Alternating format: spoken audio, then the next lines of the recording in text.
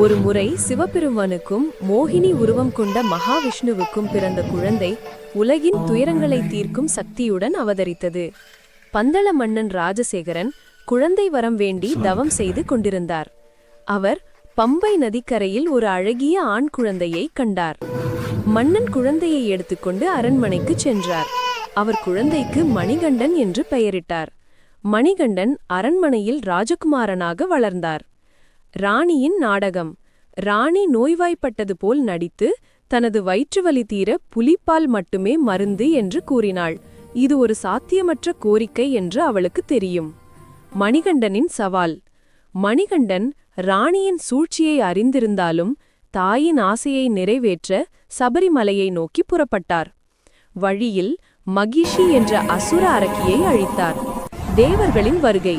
மகிஷி அழிக்கப்பட்டதால் தேவர்கள் மகிழ்ந்து ஐயப்பனுக்கு உதவ எண்ணினர்.